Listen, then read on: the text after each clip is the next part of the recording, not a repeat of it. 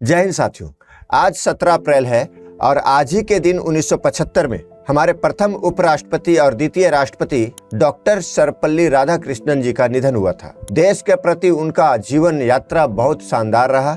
जानते हैं डॉक्टर सर्वपल्ली राधाकृष्णन जी के जीवनी के बारे में कुछ शब्दों में। डॉक्टर सर्वपल्ली राधाकृष्णन जी का जन्म तत्कालीन मद्रास प्रेसिडेंसी के चित्तूर जिले के चिरुतनी गांव के एक तेलुगु भाषी ब्राह्मण परिवार में हुआ था। यह गांव 1960 तक आंध्र प्रदेश में था, लेकिन वर्तमान में तमिलनाडु में है। ऐसा कहा जाता है कि राधाकृष्णन के पुरखे सर्वपल्ली नामक गांव में रहते थे।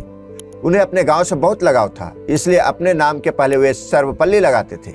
डॉक्टर सर्वपल्ली राधाकृष्णन के पिता का नाम सर्वपल्ली वीरास्वामी और माता का नाम सीताम्मा था। इनके 5 पुत्र और 1 पुत्री हुए। राधाकृष्णन अपने पिता के दूसरे नंबर के संतान थे। 1947 में आजादी मिलने के बाद जब पंडित जवाहरलाल नेहरू भारत के प्रथम प्रधानमंत्री बने, तब उन्होंने डॉक्टर सर्वपल्ली राधाकृष्णन से सोवियत संघ में राजदूत के तौर पर काम करने का आग्रह किया। नेहरू की बात को मानते हुए उन्होंने 1947 से 1949 तक संविधान सभा के सदस्य के तौर पर काम किया। फिर 1952 तक रूस में भारत के राजदूत बनकर रहे। 13 मई 1952 को उन्हें देश का पहला उपराष्ट्रपति बनाया गया। वे 1953 से 1962 तक दिल्ली विश्वविद्यालय के कुलपति भी रहे। डॉक्टर सर्वपल्ली राधाकृष्णन का जन्म 5 सितंबर के दिन हुआ था, इसलिए इस दिन को उनकी याद में शिक्षक दिवस के रूप में मनाया जाता है। कहा जाता है कि उनके कुछ स्टूडेंट उनके पास आए और उनसे उनका जन्मदिन मनाने का आग्रह किया। इस पर उन्होंने कहा कि अगर मेरा जन्मदिन शिक्षक दिवस के रूप में मनाया जाए तो मुझे ज्यादा खुशी होगी। तभी से उनका जन्मदिन शिक्षक दिवस के रूप में मनाया जाता रहा है।